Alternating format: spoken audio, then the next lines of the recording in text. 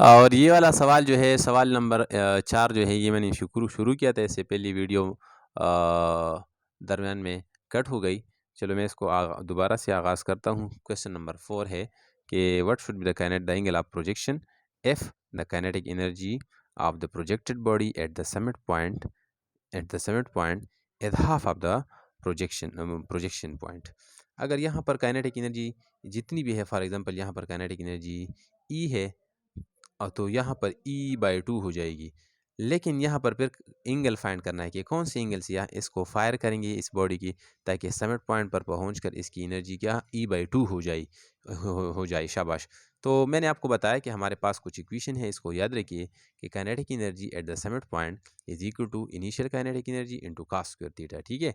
और इसके बाद है अगर पोटेंशियल एनर्जी को फाइंड करना चाहते हैं तो ये बराबर होगी कि initial kinetic energy into sin square theta. ठीक है। ये अपने पास नोट कीजिए, ये इक्वेशंस है। और इन दोनों का रेशो मैंने फाइंड किया। पोटेंशियल एनर्जी को डिवाइड किया काइनेटिक एनर्जी पर, potential divide by kinetic is equal to, ये इक्वेशन पुट कीजिए, initial kinetic energy into sin square theta. Similarly final kinetic energy is equal to initial kinetic energy into cos square theta. ये एक दूसरे के साथ cancel हो जाएंगे। Kinetic ऊपर क्या बचेगा आपके पास, sin स्क्वायर थीटा आएगा, और नीचे cos स्क्वायर थीटा। तो आपको पता है sin square theta divide by cos square theta के बराबर होगा टेंजेंट स्क्वायर थीटा। बिल्कुल टेंशन न ले। और अगर इसी सवाल के अलावा अगर आपसे कोई और सवाल किया गया तो आप इसी काइनेटिक और पोटेंशियल सारे का सारा रेशो भी फाइंड कर सकते हैं और सारे एमसीक्यूज आप हल कर सकते हैं। सवाल है कि अगर फाइनल काइनेटिक एनर्जी इनिशियल के हाफ के बराबर हो जाए तो ऐसे एंगल को फाइंड करना है। ऐसे एंगल को फाइंड करें जहाँ पर समिट पॉइंट पर एनर्जी काइनेटिक एनर्जी हाफ हो जाए। शाबाश। तो इस इक्वेशन को इस्तेमाल करें। शाबाश। इस इक्वेशन को मैं इस्तेमाल करता हूँ। आपके पास आएगा final kinetic energy is equal to किसके बराबर है, final kinetic energy is equal to, शाबाश, इनिशियल काइनेटिक एनर्जी और cos स्क्वायर थीटा। शाबाश। ठीक है। ये तो हमारे पास इक्वेशन है, लेकिन सवाल में आपको ये दिया गया है, तो यहाँ पर ये जो आपको नज़र आता है इसकी जगह हाफ के ई पुट करें। शाबाश। Half initial kinetic energy is equal to initial kinetic energy into cos square theta. इसमें ऐसे कुछ फैक्टर्स है जो कि कैंसिल होते हैं। लेफ्ट साइड पर हाफ बचेगा, राइट साइड पर cos स्क्वायर थीटा आएगा। यहाँ पर भी अंडर रूट ले ले। शाबाश। यहाँ पर भी ले ले। आपके पास आएगा 1/√2 और राइट साइड पर cos थीटा आ जाएगा। डियर स्टूडेंट्स, अगर आपने थीटा फाइंड करना है तो यहाँ पर भी cos पर डिवाइड कीजिए और यहाँ पर भी cos पर डिवाइड कीजिए। आपके पास आएगा theta is equal to cos inverse of 1/√2। और cos इनवर्स ऑफ 1/√2 आप जानते हैं, अगर नहीं जानते तो आप जानिए, ये बराबर होता है 45 डिग्री की। याद रखिए इसमें ट्रिग्नोमेट्रिक रेशो का जो टेबल है ये इंतहाई ज़रूरी है। इसमें पहले भी मैंने आपको 2-3 दफ़ा आपको बताया है कि ये ज़रूर अपने पास रखिए। ठीक है। तो 45 एंगल के साथ अगर इसको हम फायर करें तो इसका फाइनल काइनेटिक एनर्जी जो है समिट पॉइंट पर ये हाफ ऑफ द इनिशियल के बराबर हो जाएगी। और इससे भी इम्पोर्टेंट बात आपको करने जा रहा हूँ जो कि बड़ा ही इम्पोर्टेंट और बड़े ही मज़े की बात है, और ये इंशाल्लाह नेक्स्ट एमसीक्यूज में करते हैं। शाबाश। देखिए, हाँ चलो, मैंने एक बिल्कुल ऐसा पेज रखा है जो कि आपको शायद इस पर लिखाई भी नज़र नहीं आएगा, और बिल्कुल इसमें कोई शक नहीं है कि इस पर कोई लिखाई नहीं है, लेकिन यहाँ पर इसका मतलब ये है कि मैं आपके साथ एक ज़बरदस्त चीज़ शेयर करना चाहता हूँ, और वो ये है कि स्टूडेंट्स की काइनेटिक एनर्जी का जो फाइनल काइनेटिक एनर्जी का जो इक्वेशन है आपके पास, ये हमारे पास इक्वेशन फार्मूला है initial kinetic energy into cos square theta. ठीक है। इस सफ़र में एक ज़बरदस्त टेबल इससे फाइंड करना चाहता हूँ। और इसी तरह potential energy at the summit point is equal to initial kinetic energy into sin square theta. शाबाश। डियर स्टूडेंट्स, इस दोनों को इस्तेमाल कीजिए। यहाँ पर एंगल को पुट कीजिए, theta is equal to 30 degree को पुट कीजिए। शाबाश। और काइनेटिक मैंने एक बॉडी को फायर किया 30 डिग्री के साथ फायर किया, 30 के साथ फायर किया। ठीक है। तो इसकी काइनेटिक एनर्जी को फाइंड करना चाहता हूँ। वेलोसिटी छोड़िए, वेलोसिटी कांस्टेंट है, तो kinetic energy will be equal to at the summit point पर काइनेटिक एनर्जी को फाइंड करना चाहते हैं। शाबाश। Is equal to initial kinetic energy, शाबाश, into cos square theta. cos square theta किसके, cos स्क्वायर, और थीटा की जगह में 30 पुट करूंगा। अभी ये आपके पास आएगा, पता है cos 30 बराबर होती है cos 30, मैं लिखता हूँ। शाबाश। cos और ये हो गया साइन। यहाँ पर टेबल भी बनाता हूँ, ठीक है। ये हो गई 30 डिग्री, ये हो गया 45, ये होगी 60, ये हो गया 75, ये हो गई 90 डिग्री। शाबाश। खास 30 बराबर होती है अंडर रूट ऑफ 3/2 के बराबर है, और साइन 30 1/2 के बराबर है। कास 45 1/√2, और ये भी 1/√2 के बराबर होते हैं। कास 60 1/2 के बराबर होते हैं, ये बराबर होते हैं √3/2 के बराबर है। कास 75 बराबर होती है 0.6, 0.6 नहीं है, 0. मुझसे भूल गया, ये मेरे ख्याल में पता नहीं किसके बराबर, ये मुझे भूल गया है, आई एम सॉरी। और काद 90 बराबर है 0 के, और काद साइन 90 बराबर है 1 के बराबर है, ठीक है। तो चलिए यहाँ पर इसके रेशो को फाइंड करने जा रहे हैं। काइनेटिक एनर्जी यहाँ पर क्या 30 कास 30 वहाँ पर पुट कीजिए, आपके पास आएगा kinetic energy at the 30 degree is equal to initial kinetic energy, और 30 क्या है √3/2 है, इसका स्क्वायर ले लें तो आपके पास आएगा इनिशियल काइनेटिक एनर्जी इंटू √3/2, ये 2 इसके साथ कैंसिल हो जाए, डिवाइड बाई 6, डिवाइड बाई 4, 3/4 से आता है 0.75। इसको अगर आप 100% ही मल्टीप्लाई करें तो ये आएगा 75%। अगर आप 30 को किसी बॉडी को 30 डिग्री के साथ फायर करें तो इसकी काइनेटिक एनर्जी समिट पॉइंट पर क्या होगी 75%। Dear students, law of conservation of energy के मुताबिक काइनेटिक एनर्जी और पोटेंशियल एनर्जी जो है, इसका जो सम है ये हमेशा के लिए ई बराबर होगी, इसका सम है ये टोटल एनर्जी के बराबर। किसके बराबर होगी टोटल एनर्जी। फॉर एग्जांपल अगर काइनेटिक एनर्जी 75% हो गई, यहाँ पर कितनी होनी चाहिए ताकि ये 100% के बराबर हो टोटल एनर्जी। पोटेंशियल एनर्जी क्या होनी चाहिए 25%। तो मतलब ये होगी कि 30 डिग्री पर पोटेंशियल एनर्जी क्या होगी ये 25%। शाबाश।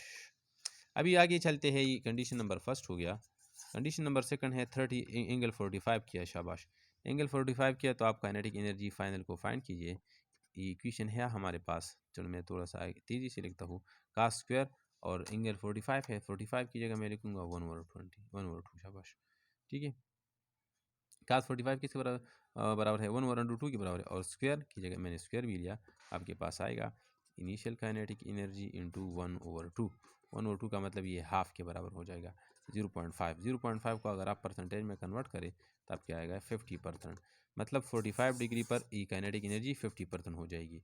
तो अगर काइनेटिक एनर्जी 50 हो गई तो टोटल एनर्जी तो 100% है, ये पोटेंशियल एनर्जी भी 50 होनी चाहिए। तो potential energy is equal to 50% at angle equal to 45 degree, ठीक है।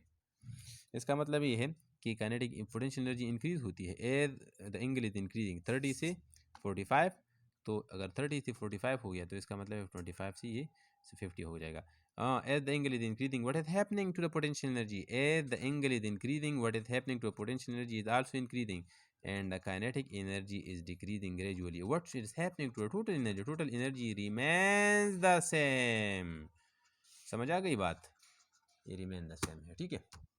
इसी तरह आप फाइंड कीजिए, मैं आसानी से लिखता हूँ 30 डिग्री 45 डिग्री 60 डिग्री 75 डिग्री और 90 डिग्री। यहाँ पर पोटेंशियल, यहाँ पर काइनेटिक, यहाँ पर मैं लिखता हूँ शाबाश काइनेटिक एनर्जी, यहाँ पर मैं लिखता हूँ पोटेंशियल एनर्जी। शाबाश। 30 डिग्री पर काइनेटिक एनर्जी 75, ये 25, ये 45, ये 50%, ये भी 50% परसेंटेज भी लिख ले। शाबाश, ठीक है। यहाँ पर ये हो जाती है, ये 25% हो जाती है और ये 75% हो जाती है। शाबाश।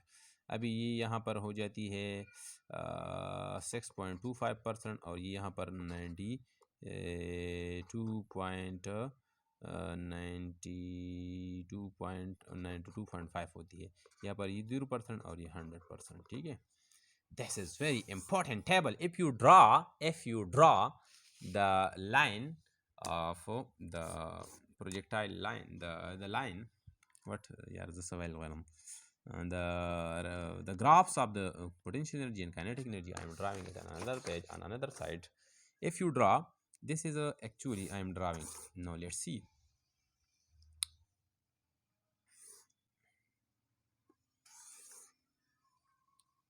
what is happening. मैं भी ड्रा करता हूँ, क्या ड्रा करता हूँ यार, चलो इस तरह संज्ञा ड्रा कम यार। इसकी टोटल एनर्जी है जो है ये कांस्टेंट होती जाएगी, कांस्टेंट होगी, और इसकी पोटेंशियल एनर्जी इंक्रीज़ होती जाएगी एंगल के साथ, और काइनेटिक एनर्जी डिक्रीज़ होती है। पता नहीं मुझसे भूल गया। चलो मैं इंशाल्लाह अभी अगर आगे समझ आ गई तो, अगर आगे याद आ गई तो आपके साथ शेयर करता हूँ। हाँ ओके, वो सवाल मुझसे जो मैंने आपको ग्राफ के बारे में जो आपको बता रहा था वो इसी तरह है। मेरे पास मैंने आपको बताया ये हमारे पास ज़ीरो है, ये हमारे पास मैक्सिमम है, ठीक है। ये हमारे पास टोटल एनर्जी है, this graph represents the total energy, ठीक है। ये हमारे पास इनिशियली अगर जब वेलोसिटी ये हमारे पास डिग्रीज है, ठीक है। इसको मैं डिग्रीज में ड्रा करता हूँ, ठीक है। इसको मैं डिग्री, ये मेरे पास 90 डिग्री है, ठीक है। ये मेरे पास 45 डिग्री हो गई, ठीक है। ये काइनेटिक एनर्जी जो है इसी तरह हो गया, काइनेटिक एनर्जी का ग्राफ इसी तरह होती है, ठीक है। ये डिक्रीज़ होती जाती है 90 डिग्री पर, ये ज़ीरो हो जाती है, और ये पोटेंशियल एनर्जी का ग्राफ है, ठीक है। और ये दरमियान में जो लाइन, ये वाला लाइन जो है ये टोटल एनर्जी है। It is always remain the same, ये चेंज नहीं होगी। पोटेंशियल एनर्जी ये इंक्रीज़ होती जाएगी डिग्री के साथ, ठीक है। जो जो एंगल इंक्रीज़ होती है तो ये पोटेंशियल एनर्जी भी डिग्री इंक्रीज़ होगी, और जो जो एंगल डिक्रीज़ होती है तो पोटेंशियल एनर्जी को देखिए ये भी डिक्रीज़ होती है, ठीक है। इसका ग्राफ हो गया। हाँ, और आगे हमारे पास एमसीक्यूज़ है जो कि बड़ा इंपॉर्टेंट भी है और बड़ा ज़बरदस्त एमसीक्यूज़ भी है। कि Shahid Afridi hit hard the ball and followed a projectile path, followed a projectile path, ये हो गया projectile path, ठीक है। Such that the ball hits the ground in 6 seconds. If the ball was hit on the surface of the moon, the airborne time was b, हाँ, will be, shall be, ठीक है। अगर हमारे पास एक शाहिद अफरीदी ने यहाँ पर एक बाल को हिट किया और ये 6 सेकंड में ये हवा में रहा, 6 सेकंड के लिए टाइम, 6 सेकंड के लिए ये हवा में रहा। अगर ये अर्थ पर ये मामला है, ये अभी ये अर्थ पर ये माजरा हो रहा है, ठीक है। अगर ये शाहिद अफरीदी चला गया मून पर, चला गया, ये मून आ गया मून, ठीक है। और मून पर उन्होंने क्रिकेट अरेंज किया, और क्रिकेट अरेंज करने के बाद एक बार फिर शाहिद अफरीदी ने हिट किया, एक बाल को हिट किया, वो मून पर तो वापस आ गिरेगा, लेकिन ये कितना टाइम लेगा। टाइम के बारे में आपसे सवाल पूछा गया है, तो मेरे ख्याल में आसान है, मुश्किल तो नहीं है।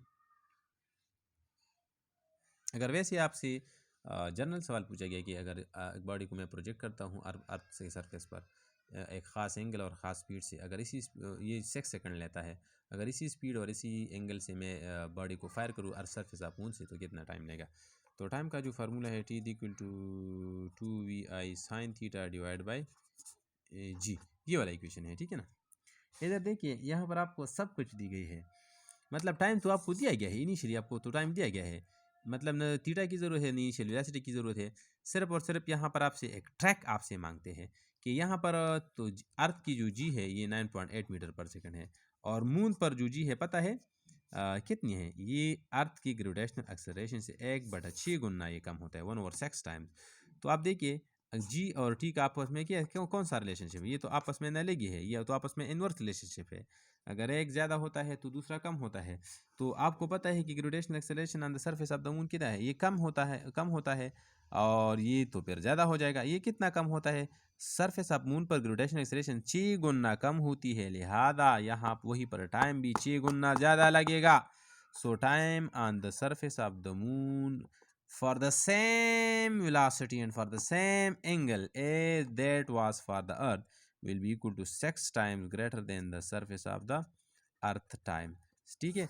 और सरफेस ऑफ अर्थ पर कितना टाइम इन्होंने इन बाल ने लिया है, 6 सेकंड लिया है, तो आपके पास आएगा मून वाला 6 multiply by 6 equal to 36 second is the correct answer, ये वाला करेक्ट है। इसी तरह एक जनरल सवाल आपसे पूछता हूँ, यहाँ पर देखिए कि आपके पास अगर क्या है हाइट के बारे में पूछा गया, तो आपके फार्मूला है v² sin square theta divide by 2g। इसी तरह सवाल है, इसी तरह है। अगर किसी बॉडी ने यहाँ पर फायर हो गई और वेलोसिटी भी दिया गया है और डिस्प्लेसमेंट थीटा एंगल भी दिया गया है, लेकिन आपको इसके बारे में कुछ भी नहीं बताया। और सरफेस ऑफ मून पर, सरफेस ऑफ अर्थ पर इस बॉडी ने टाइम लिया 10 सेकंड ली, ठीक है। कितने टाइम लिया? 10 सेकंड। तो मून पर ये कितना टाइम लेगा? तो मून पर देखिए यहाँ पर जी और एच का आपस में कैसा रिलेशनशिप है। एच और जी का आपस में इन्वर्स रिलेशनशिप है, इसी तरह जिस तरह टी और जी का आपस में इन्वर्स रिलेशनशिप था। अगर आर के बारे में, वहीं पर मून पर कितना, 6, इससे 6 गुना के ऊपर, वहीं पर मून का जो ग्रेविटेशनल एक्सेलरेशन है ये अर्थ से 6 गुना कम है, लिहाजा यहाँ पर 6 गुना ज़्यादा हाइट होगा, यहाँ पर टाइम 6 गुना ज़्यादा होगा। और रेंज भी वैसे इसी तरह फार्मूला है VI² sin 2 theta divide by g, इसका भी आपस में इन्वर्स रिलेशनशिप है, तो रेंज भी वहीं पर ज़्यादा होगा क्योंकि जी कम है, ठीक है। ये सारे सवाल इसी तरह आ सकते हैं। मेरे ख्याल में ये तो आसान है, आपको समझ आया होगा, मैं तो जल्दी मैंने उसको डिस्कस किया। चलो आगे चलते हैं MCQs नंबर 6 की तरफ। A body is projected in such a way that the body that both the component of the velocity are equal to each other, to one another, and that is 5 metre पर second. then r, एक body को project किया, ऐसे तरीके से project किया कि इसके जो वर्टिकल कंपोनेंट है ये हॉरिजॉन्टल कंपोनेंट के बराबर हो गए, Vx और Vy बराबर है, और दोनों बराबर किसके हैं? 5 मीटर पर सेकंड के बराबर है। वेलोसिटी के दोनों कंपोनेंट एक दूसरे के बराबर है, वो है 5 मीटर पर, मतलब दोनों जो है 5 मीटर पर सेकंड के बराबर है। तो इसके रेंज फाइंड करना है। चलो रेंज के लिए फार्मूला है, शाबाश बच्चों मुझे बताइए, V² sin 2 theta divide by g, ये वाला फार्मूला है। यहाँ पर कैसे आप फाइंड करेंगे? वाह वाह वाह वाह, अभी बात आ गई एक डिफ़िकल्ट क्वेश्चन की तरफ आप चल रहे हैं, लेकिन बिल्कुल टेंशन न ले। टेंशन लेने के लिए नहीं होता, ये देने के लिए होता है। आप न ले ले और न दे दे किसी को, ठीक है। इंशाल्लाह मैं कोशिश करूँगा कि सारे के सारे सवालात आप आसानी से हल कर सकें। इसके लिए आपके साथ फार्मूला है डियर स्टूडेंट्स, रेंज का जो फार्मूला होता है 2Vx Vy, ठीक है, 2Vx Vy divide by g, ये वाला फार्मूला है, ठीक है। तो यहाँ पर देखिए इसी फार्मूले से ये फार्मूला मैंने डिराइव किया है। कैसे डिराइव किया? डेरिवेशन की आपको ज़रूरत नहीं है, अभी तो आप जा रहे हैं डॉक्टर और इंजीनियर्स बनने जा रहे हैं, अभी टाइम नहीं है, ठीक है। लेकिन आप इसी sin 2 थीटा को अगर आप स्प्लिट करें तो ये आएगा 2 sin थीटा cos थीटा, फिर इसके बाद ये Vx एंड Vy में कन्वर्ट हो जाएगा।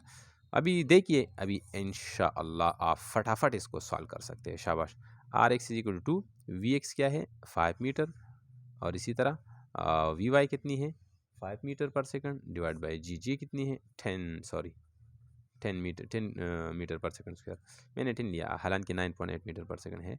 इन दोनों को मल्टीप्लाई किया, 5 मल्टीप्लाई बाई 2 = 50 डिवाइड बाई 100, दुला हो जाएगा, आपके पास 5 मीटर जवाब आएगा।